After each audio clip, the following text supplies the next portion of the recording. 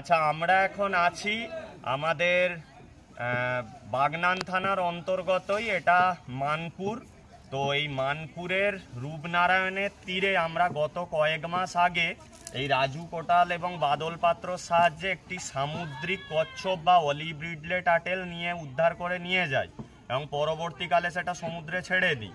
কিন্তু আজকে এই বছরের শুরুতেই একটা দুঃখের বিষয় যে রাজু আমাকে সকালবেলা ফোন করে জানায় যে আগের কচ্ছপটির থেকেও বড়, প্রায় 40-50 কেজির একটা বড় সামুদ্রিক অলিভ রিডলে টার্টেল, যেটির মৃতদেহ এই রূপনারায়ণ নদীর তীরে পড়ে আছে এবং যেটি মারা গেছে, এবং বন দপ্তর থেকেও স্টাফেরা এসেছেন, ওনারা এই বডিটাকে নিয়ে যাবেন, নিয়ে গিয়ে পোস্টমর্টেম করা হবে।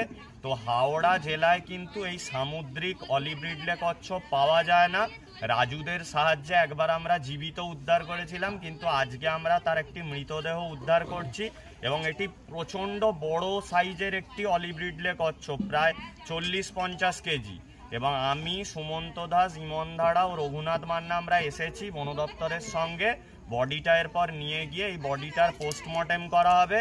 তো ধন্যবাদ জানাই রাজুকে যে ওরা এই এলাকায় নজরদারি রাখেন এবং বিভিন্ন কোনো অ্যানিম্যাল অ্যাক্টিভিটি হলে ওরা আমাদেরকে জানায়। তো এই যে এত সমুদ্রে দূষণ হচ্ছে, নদীতে দূষণ হচ্ছে, যার ফলে কিন্তু এই প্রাণীগুলো ভুগছে এবং আমার মনে হয় প্রাণীটি অসুস্থ ছিল বা কোনো কারণে নোনা জল থেকে উঠে এসে এই যেহেতু আমাদের এই মিষ্টি জলে এসেছে, সেই কারণে হয়তো কোনো শারীরিক প্রবলেম হয়ে মারা গেছে।